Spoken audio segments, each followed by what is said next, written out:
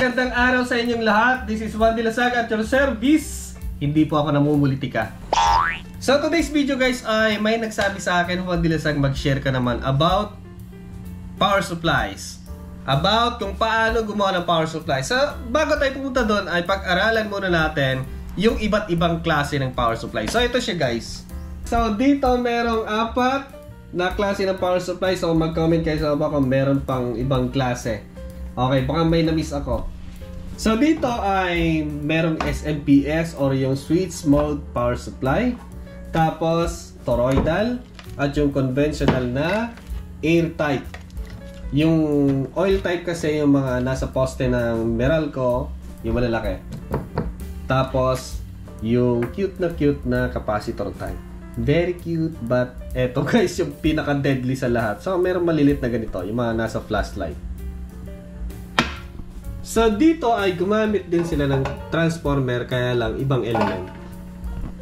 Yung tinatawag na ferrite core, ferrite ring, ayan. Depende sa kanyang ability. Merong iron powder na ginagamit sa mga inductor. So ito yung kanyang loob. So mas complicated siya. Pero widely, application niya ay para sa mga amplifier, power supply, mga sensitive electronics. So ganito po. Meron na siyang blower. Oh, meron dito, meron bahay ng, alam nyo na, malaga natin. So naglagay lang ng additional na apartment. So dito ay mas complicated yung kanyang laman sa loob compare sa mga ito. Ayan, yung AC convert niya to DC. Then yung DC convert niya to AC. Then yung AC convert niya sa DC. So napaka complicated. So ginagamit sa mga class D amplifier. Hindi naman class D kung minsan, kahit yung mga transistorized na, no? So, pwede naman siya. So, mas constant lang kasi yung kanyang output. Tapos, yung input ay wide. Pwede 110 hanggang 220 volt. 240. So, out to volt siya. Tapos, yung iba ay adjustable yung output, current. So, mas stable yung output niya. Yun nga lang, ang downside nito ay pag nasira, napakahirap ayusin. So yung transformer nito na kagaya ng ganito ay iba yung kanyang application kasi ito ay mga high frequency transformer. So hindi pwede sa kanila ang low frequency na kagaya dito. Ayan. So kalimitan nakikita yung mga power supply na ganito sa mga cellphone natin, yung kanyang charger, sa yung mga ganito guys, mga maliliit na ganito. Ayan, kaya nito, yung power supply niya. So, mas maliit, mas magaan. Kung i-compare natin sa ganito, mas mabigat yung solid state. Ay, isa pang maganda kasi sa SMPS ay pwede mo siyang i-shrink, paliit, hanggang sa gusto mo. Yung mga ganito. So, may mas maliliit pa dito na mga power supply. Ayan, na hindi kagaya sa mga capacitor type na talagang kahit maliit, pero napaka-deadly. So, dito kahit paano, safe yung kanyang output kasi na-isolate from primary at secondary. Ayan, so maliit. So hindi mo isip, yung mga cellphone nga, yung charger niya, ganun din yung design mga SMPS. So kaya sabihin natin maliit, napakagaan, mabulsa mo lang, pero mataas yung kanyang efficiency. So about dito naman sa transformer type, dito ay toroidal at yung air type. Meron kasi yung oil type, yung mga nakalagay sa mga poste ng Meralco, yung ganun, oil type. So, yung oil ang ginagamit niyang pang palamig sa system. Tapos, dito naman. Mamaya na yan. So, dito ay compare natin itong dalawa. So, dito gumagamit ng dalawang klaseng coil.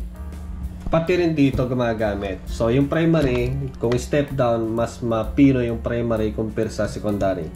Step down. Ang maganda lang kasi sa mga ganitong klaseng transformer ay reversible. So, hindi masyadong complex, hindi masyadong mahirap gawin. Sa repair, mas madali. Pero ang pinakamadali ma-repair dito, eto. Kung sa pinakadali na naman, eto. Kasi papalitan mo lang kung lumobo or pumutok. Yun nga lang. Tabi natin yan kasi napakadelikado niyan. So, kung patungkol sa repair, lalo kung sunog, mas mahirap ayusin ang toroidal. Yan. Or ring type na transformer. So ito, ang pwede lang dito ay ito pa yung mga tinatawag na low frequency transformer. So pag tumaas kasi ang frequency, yung metal ay nagme-melt. So dito, yung sinabi ko kanina na reversible yung kanyang application. So pwede siyang step down at pwede siyang step up. So kumbaga yung kuryente natin ay 110 at gusto natin maging 220, yung ginagamit ng 110 at 220 na transformer. So baliktarin mo lang siya, yung 110, yung kanyang input, yung kanyang output ay 220. So kung step down from 220 to 110. So reversible. Dito pwede rin siya from 12 volt, 24 to higher voltage. Pwede rin siya. Yun nga lang kasi napakahirap yung kanyang process. So dito muna tayo. So dito ay gumagamit ng pino sa primary, depende sa application kung step down or step up. Ayan. Sa repair ay mas mahirap siya compared dito. Tapos, sa space efficiency ay mas maganda ito compare dito. At ito yung most na ginagamit ng mga nagbibuild ng amplifier. At commonly used sa mga amplifier kasi nga less space. Dito kasi, para sa akin guys, dito kasi sa EI type na core na transformer, ito ay mas matakaw sa space. Pero limited yung pagwawindingan mo.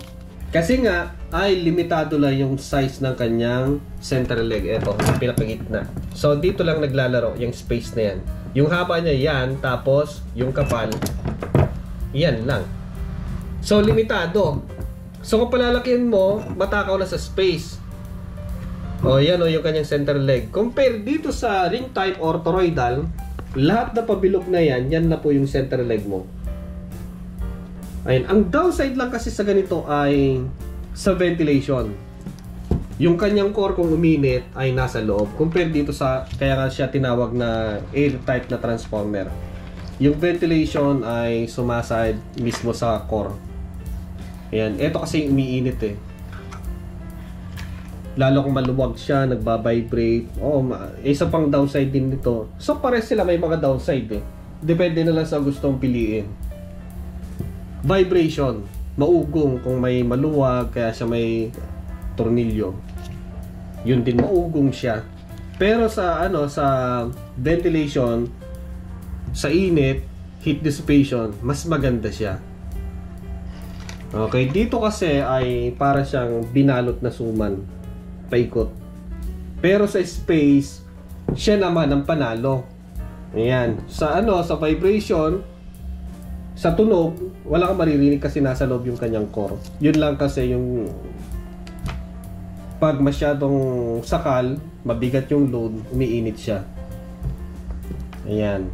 So, para sa akin, ang pipiliin ko ay eto kasi nga hindi masyado sa space. So, depende na lang siguro sa application mo kung paano mo siya gamitin para hindi siya masunog. Ayan. So, ang mahirap, ang downside naman nito, napakahirap i-rewind compare dito. Dito, matakaw sa coil. Tapos, limited yung space. Dito, matipid sa coil, maluwang yung space. Yan. Biro mo, ganyan kaliit lang. Pero, ito kasi yung transformer ng 502. So, para sa akin, mas maganda yung ganito. Pero gusto mo naman yung deadly, ito subukan mo. Capacitor type. Yung AC, meron siyang diode na isa, tapos bridge type diode, then capacitor. Wag mo lang hahawakan kasi talagang maaga-aga kay St. Peter. Isa pang downside kasi ng mga transformer type, yung mga low frequency transformer ay kung naglalaro yung input kagaya ng 220, kung naglalaro yon from 220 to 175, yung kanyang output bagsak din. So yun ang isa pang downside nito. Dito sa SMPS, kahit maglaro doon, depende sa kanyang design, kahit maglaro doon hanggang 110, stable pa rin yung kanyang output. Constant current, constant voltage. Yun ang maganda dito. Kaya nga po yung mga nagsa-sound system, lalo kung marami yung amplifier nila, meron silang AVR. Kung hindi man AVR, manual na transformer. Kasi talagang yun ang downside nito. Bagamat napakatibay niya, yun nga lang, yun ang downside. Okay, so maraming salamat sa inyong panonood sa video ni Juan Dilasag. Okay?